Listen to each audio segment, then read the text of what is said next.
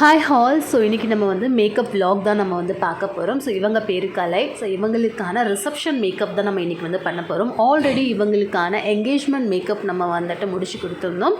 Same makeup வந்து நமக்கு மேரேஜ்க்குமே வந்து கேட்டிருந்தாங்க.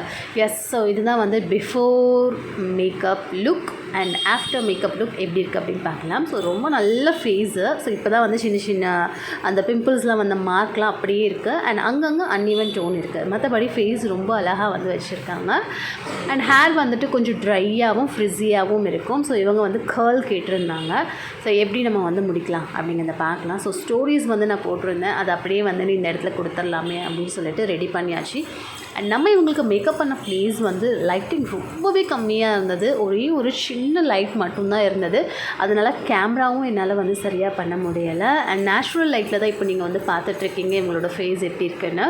ஸோ ஃபேஸ் வந்துட்டு நான் மேக்கப் வந்து முடிச்சுட்டு அதுக்கப்புறம் தான் வந்து ஹேருக்கு நான் வந்து போனேன். அண்டு ஹேர் ப்ரெப் பண்ணும்போது பார்த்திங்கன்னா எப்பவும் போல் பவர் கட்டு அதிகமான இடத்துல இந்த மாதிரி சந்திக்க வேண்டிய நிலைமை வரும். இருந்தாலும் வெயிட் பண்ணி நம்ம வந்து ரெடி பண்ணிட்டோம். ஸோ ரெடி பண்ணதுக்கப்புறம் ஃபைனலாக அவங்களுடைய அவுட்லுக் இது தான். அண்ட் ஜுவல்ஸுமே வந்து அவங்களே வந்துட்டு செலக்ட் பண்ணியிருந்தாங்க.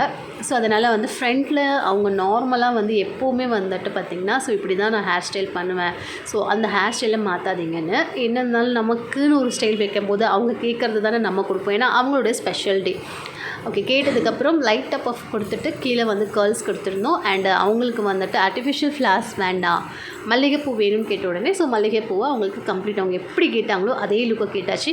நேச்சுரல் லுக் தான் வேணும் அப்படின்னு கேட்டிருந்தாங்க. அதிகமாக எனக்கு வந்துட்டு மேக்கப் இருக்கிற மாதிரி தெரியக்கூடாதுன்னு சொன்னதுக்கப்புறம் எப்படிலாம் கேட்டாங்களோ அது எல்லாமே ஃபைனலாக கொடுத்துட்டு ஃபோட்டோஷூட்கான கேமராமேன் வந்திருந்தாங்க. ஸோ அவங்க வந்து என்ன சொல்லியிருந்தாங்க அப்படின்னா நேச்சுரல் லைட்டில் ஸோ மொட்டை மாடியில் கொஞ்சம் எடுத்துக்கலாம், கிளிப்பிங்ஸ் எல்லாம் எடுத்துக்கலாம் அப்படின்னு சொல்லிட்டு மேலே கூட்டிகிட்டு போயிருந்தாங்க. ஸோ அதே உங்களுக்கு அப்படியே வ்ளாகாக காட்டலாமே அப்படின்னு சொல்லிட்டு அப்படி கொஞ்சம் கொஞ்சமான கிளிப்பிங்ஸ் எடுத்துகிட்டு நான் கிளம்பிட்டேன். இது வந்து ஈவினிங்கான ஒரு ரிசப்ஷன் லுக்கு. மார்னிங் வந்து பார்த்திங்கன்னா எப்பவும் போல் முகூர்த்தத்துக்கான லுக் நமக்கு புக் பண்ணியிருந்தாங்க. ஸோ அது வந்துட்டு ஏர்லி மார்னிங் அவங்களுக்கு வந்துட்டு பிரம்ம முகூர்த்தத்தில் மேரேஜ் அப்படிங்கிறதால ஸோ நான் வந்து ஒரு 1:32க்கெல்லாம் நம்ம அங்கே ரீச் ஆகிடணும் அப்படின்னு சொல்லிட்டு கிளம்பியாச்சு. ஸோ இப்படி தான் வந்துட்டு நான் வந்திருந்தேன். ஸோ வரும்போதே இதெல்லாம் கொஞ்சம் லைட்டாக வீடியோ எடுத்துக்கலாமே அப்படின்னு சொல்லிட்டு பார்த்தா மண்டபத்தில் யாருமே இல்லை. ரொம்ப அமைதியாக இருந்தக்கூடிய மண்டபத்தில் உள்ளே போனதுக்கப்புறம் பொண்ணு வந்து ஆஸ் யூஷுவல் ரெடி ஆகிட்டு குளிச்சுட்டாங்க, ரெடியாக இருந்தாங்க.